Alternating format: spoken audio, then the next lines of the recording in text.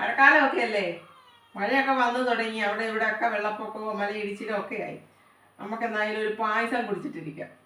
അത് വ്യത്യസ്തമാകുന്ന രീതിയിലാണ് ഞാൻ പായസം ഉണ്ടാക്കുന്നത്. അരി കൊണ്ടുണ്ടാക്കി, ചെറുപയർ കൊണ്ടുണ്ടാക്കി, മത്തങ്ങ പായസം ഉണ്ടാക്കി. അതൊന്നുമല്ല, നമുക്ക് ഈ ബാക്കി വരുന്ന ചോറുണ്ടല്ലോ, അതുകൊണ്ട് നമുക്കൊരു പായസം വെച്ച് നോക്കാം. അപ്പോൾ ഇത്രയും ചോറേ ഉള്ളൂ കേട്ടോ, 1 കപ്പ് ചോറ്. ചെറിയ തവിക്ക്, കുഞ്ഞ് തവിക്ക് 2 തവി ചോറ്. അപ്പോൾ അത് ഞാൻ തയ്യാറാക്കാൻ വേണ്ടിയിട്ട് ആദ്യമേ ഒരു ഉണ്ട ശർക്കര എടുത്തു, ഒറ്റ ശർക്കര. അത് ഞാനത് കലക്കി ഉരുക്കി ഇത് ഞാൻ പാനിയാക്കി ഇതിൻ്റെ ഒരു പാത്രത്തിലോട്ട് വയ്ക്കാവേ.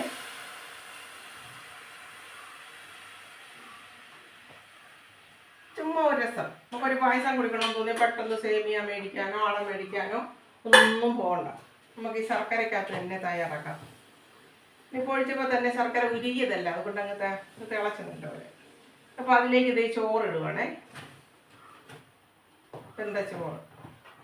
അതിപ്പോൾ ശർക്കരയും ചോറും കൂടെ ഒന്ന് വെന്ത് പാകമാകട്ടെ. ഇപ്പോൾ ശർക്കരയും അരിയും കൂടെ വെന്ത് പറ്റി. ഇനി നമ്മൾ അതിനകത്ത് 2 കപ്പ്, ഈ കപ്പിന് 2 കപ്പ് തേങ്ങാപ്പാൽ ഒഴിക്കുവാണേ.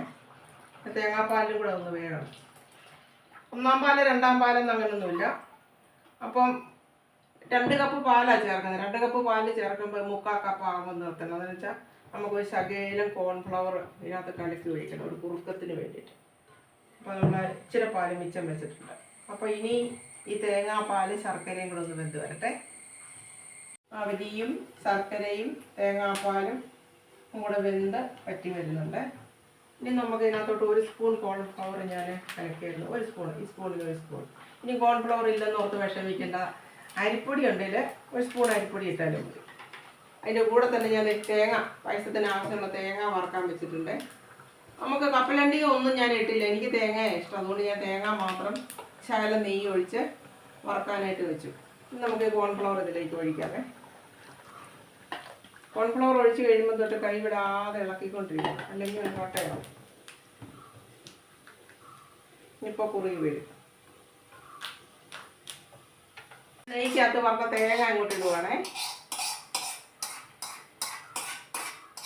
നെയ്ക്കകത്ത് വറുത്ത തേങ്ങാക്കൊത്ത് മാത്രം, കപ്പലണ്ടി ഒന്നും ഇട്ടില്ല.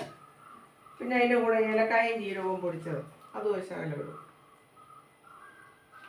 ചിലരൊക്കെ പായസത്തിന് ഉപ്പ് ചേർക്കും കേട്ടോ, ഞാൻ ഉപ്പൊന്നും ചേർത്തില്ല. ഉപ്പ് ചേർത്താലേ മധുരത്തിൻ്റെ ഒരു ഇത് അറിയത്തുള്ളൂ പറയുന്നത്. അപ്പോൾ ഇത്രയും കുറുകി പായസം. ഇനിയും പായസം കുറുകണമെന്ന് ആഗ്രഹമുള്ളവർക്ക് വീണ്ടും കുറുക്കിയെടുക്കാം. ഇത് ഗ്ലാസ്സിൽ കുടിക്കുന്നത് പോലെയാണ് എടുത്തത്.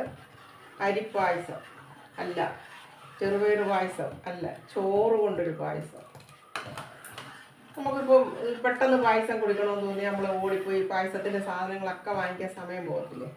അപ്പം നമ്മൾ ചോറ് കൊണ്ട് ഒരു പായസം പെട്ടെന്ന് തയ്യാറാക്കാം.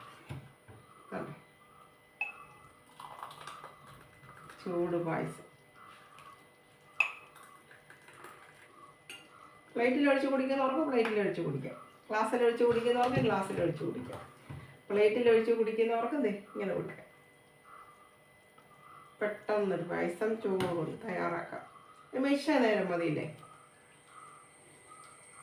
എൻ്റെ വീഡിയോ ഇഷ്ടമായ ലൈക്ക് ചെയ്യണം കേട്ടോ, സബ്സ്ക്രൈബ് ചെയ്യണം. ഞാൻ മറ്റൊരു വീഡിയോ ആയിട്ട് വരാമേ.